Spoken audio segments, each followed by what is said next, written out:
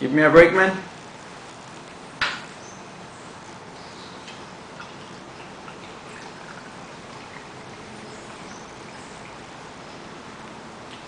Salud.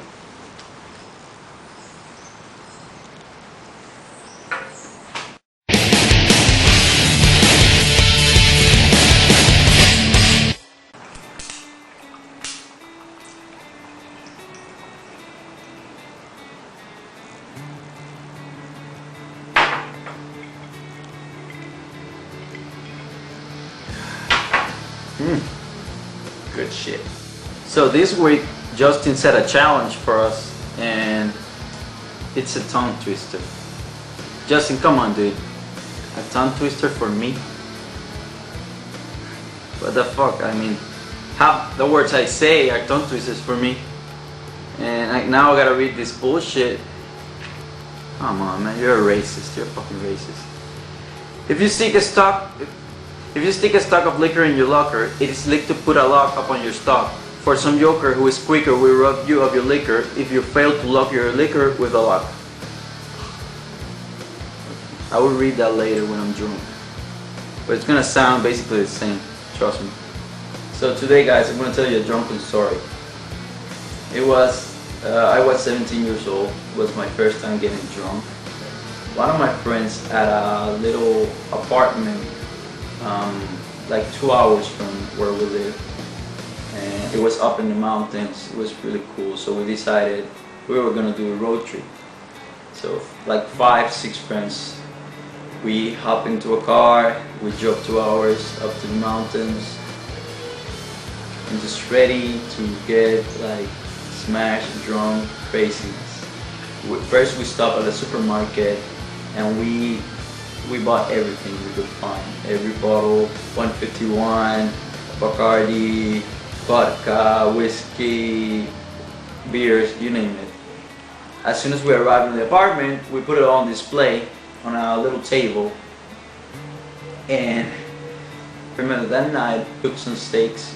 I was drinking a beer with my right hand. With my left hand, I had a 151 bottle, and I was taking shots straight from the bottle, you know, doing the whole show. An hour later, I was starting to get like really drunk. I was stumbling around, knocking down things, just being insufferable, and all my friends were starting to get annoyed. Of course, they were having blast with me, being drunk like that, but there were neighbors very close to the apartments that had small children. They were starting to complain. It was late at night, so my friends decided, hey, Eddie, let's get you out of here. Let's get you, you know, calm you down somewhere else. So we hop in the car, we go down the mountains. It was late at night, it was cold. And after driving like for 15 minutes, my friend spots an empty construction site. He stops, we all get out of the car. And I mean, you would imagine that if I'm drunk and you're getting me out of the apartment, you want to calm me down and you want to give me some water. But that's not exactly what happened. My friends kept giving me more alcohol. They handed me a beer, like I chugged the beer. Then we had this bottle of Finlandia that had about this much left. And one of my friends gave it to me and said, you know, finish it off. So I downed all that shit in 10 seconds, and it tasted like water. I'm not even kidding, it was water. Then I grabbed another beer bottle. Okay, so this is where it gets good. I'm standing about 3-4 feet away from this car. You know, some cars, their windows on the back seat, they don't roll down all the way. They just go halfway for child safety. So all these windows were rolled down, but the ones in the back seat were halfway because we were listening to music. I think we were listening to Appetite for Destruction, you know, how appropriate. And I'm standing there with my beer bottle, standing like 5 feet away from the car. We're all drinking. I could barely walk by now. I get close to the car and I see the window halfway, and for some reason I start hitting it with my beer bottle. All of a sudden I look away, and when I look back I hear everybody like, what the fuck, Eddie, what the fuck? I look at the window and the window is no longer there. It disappeared. It just got smashed and all the glass on the floor.